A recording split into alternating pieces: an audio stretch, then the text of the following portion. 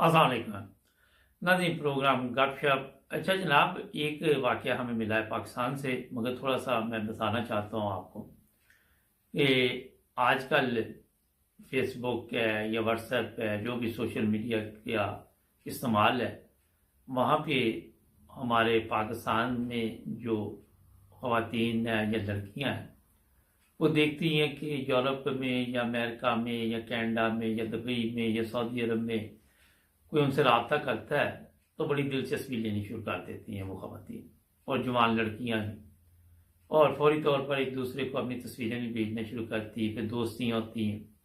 वाक़या कुछ यूँ है कि ये लड़की लिखती है कि मुझे भी घर में बैठे कई दफ़ा ये होना कि बोर हो जाना, मेरा वक्त ना गुजरना। फिर मैंने सोशल मीडिया पे आ गई, फेसबुक अकाउंट बनाया और वहाँ पे मुख्तलिफ लोगों के साथ रब्ता शुरू कर दिया। और ये कि मैं देखती थी कि कोई ऐसा आदमी मिल जाए जो किसी दूसरे मुल्क में रह रहा हो। मुझे बाहर आने का बड़ा शौक़ था, मेरा दिल चाह रहा था कि मैं भी किसी अच्छे मुल्क में जाऊं। हमारे मोहल्ले में जो बाहर से लोग आते थे, मैं उनको देखती थी, उनकी ख़वातीन को देखती थी, ब्रांडेड कपड़े, महंगे महंगे परफ्यूम, ज्वेलरी, और ये चीज़ें देख के मेरा दिल बेचैन हो जाता कि क्या हमारी किस्मत में क्यों नहीं ये चीज़ें।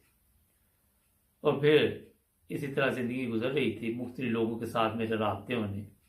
पहले तो मैं लड़कियों के साथ हेलो हेलो लिखती थी, फिर मेरे दिल में तमन्ना पैदा हुई क्यों ना मैं किसी ऐसे बंदे से रब्ता कायम करूं जो किसी दूसरे मुल्क में रह रहा हो। फिर हुआ ये कि एक दिन एक मैसेज आया मुझे और मैंने भी वालेकुम सलाम लिख दिया। तो उनका कहना था कि मैं अमेरिका में होता हूँ, और फिर बातचीत शुरू होगी। अब सोशल मीडिया की एक चीज़ ध्यान में रखें, आपको कोई पता नहीं कि जो सामने वाली पार्टी है वो कहाँ पे है, वो किन हालात में है, कैसी ज़िंदगी गुजार रही है। बहुत कम लोग हैं जो सच बोलते हैं। ऐसे अकाउंट भी बने हुए हैं जो औरतों वाले मर्दों ने बनाए हुए हैं ताकि कोई ना कोई गपशप प्रोग्राम चलता रहे। और फिर कहती कि हमारी बातचीत शुरू होगी और काफ़ी एक दूसरे के मतलब हमने इंफॉर्मेशन दी।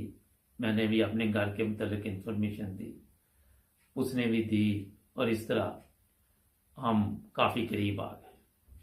फिर टेलीफोन पे ऐसी बातें भी हमने शुरू कर दी जो वैसे ही मुनासिब नहीं थी। और जैसे ही रात होती मैं अपना मोबाइल लेके अपने कमरे में चली जाती और वहाँ पे काफ़ी देर उससे बातें करती।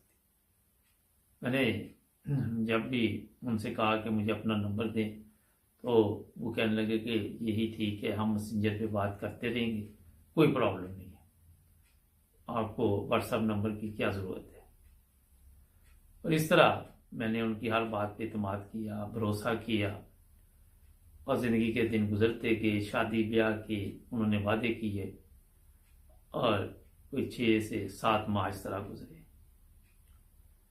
फिर एक दिन उन्होंने मुझे खबर दी कि मैं पाकिस्तान आ रहा हूँ और मैं आपसे भी मिलूँगा, फिर आपके घर वालों से ही बातचीत करेंगे।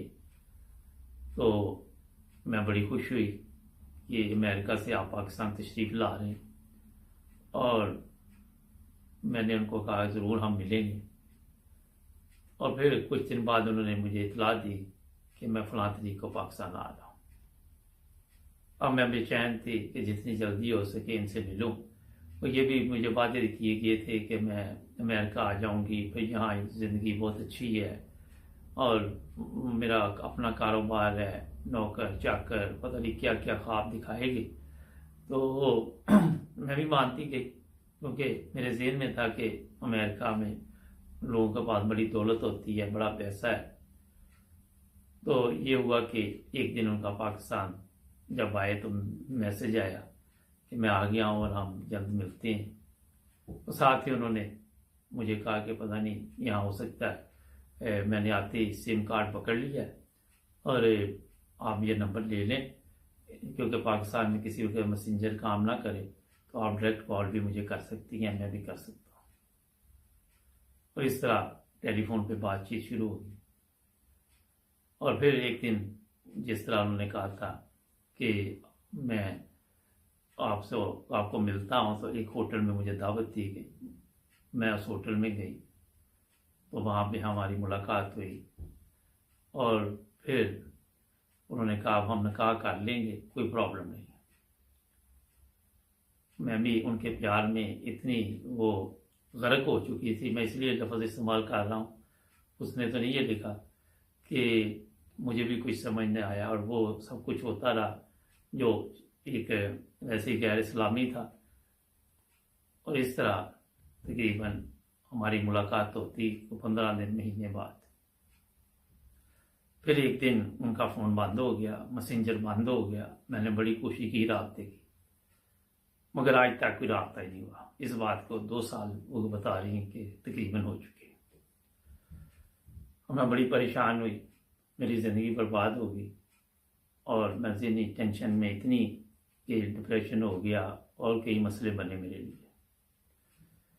नाज़रीन, मैं आपको एक चीज़ है यहाँ पे अब मैं बता देता हूँ कि जो फ्रॉड होता है, जो लोग इस तरह के काम करते हैं, वो अमेरिका में होते ही नहीं है, वो तो होते पाकिस्तान में ही हो गए और इनको चक्कर दिया जाता है कि हम अमेरिका में हैं। ये जो लोग पाकिस्तान में हमारे जो लोग बाहर के ख्वाब देखते हैं, वो बड़ी जल्दी फिर इनके चक्कर में आ जाते हैं। ये भी उनको होश नहीं रहती कि इनका पता करें वाकई ये अमेरिका, ये टेलीफोन नंबर क्यों नहीं दे रहा, वो व्हाट्सएप नंबर क्यों नहीं दे रहा। अब मैसेंजर पे तो आपको पता ही नहीं चलेगा कोई कौन कहाँ पे बैठा हुआ है, कैसी ज़िंदगी गुजार रहा है, उसके साथ कौन कौन है, वो किस तरह ये। और इन लोगों का काम ही ये होता है कि थोड़ा टाइम बड़े आहिस्ता आहिस्ता स्लो तरीके के साथ सब्र के साथ ये लोगों को अपने घेरे में लेते हैं। एक को छोड़ा तो दूसरी को, ये तो बच गई, किसको कोई नुकसान यही हुआ कि ज़िंदगी बर्बाद हुई है, कहीं वो ले जाकर बेच नहीं दिया उसने आगे। ऐसे भी वाक़यात हमारे पास हैं। तो इसलिए जो भी ये प्रोग्राम लोग हमारे देखते हैं, ये आगे फॉरवर्ड किया करें। इनमें कोई ना कोई मकसद होता है प्रोग्रामों में, जिस तरह मैं एंड पे बताता हूँ, और इससे कोई ना कोई फ़ायदा हासिल आप कर सकते हैं। और जो लोग बचना चाहें वो अपने आप को महफूज भी कर सकते हैं। अब ये लड़की, हमें तो काफ़ी कुछ इसने लिखा कि मेरे लिए कुछ करे, हम क्या कर सकते हैं, हमें क्या पता कौन है और कहाँ से आया कोई। हम तो सिर्फ आपकी ये जो प्रोग्राम इन्होंने कहा ये ज़रूर नशर करे कि जो पाकिस्तान में लड़कियां हैं वो अपनी ज़िंदगी बर्बाद ना करे, लालच में ना आए। और लालच आपको पता है कि जब भी आपने कहीं मार खानी तो लालच में इंसान मार खाता, चाहे वो मोहब्बत है या वो कारोबार है, जो चीज़ भी है।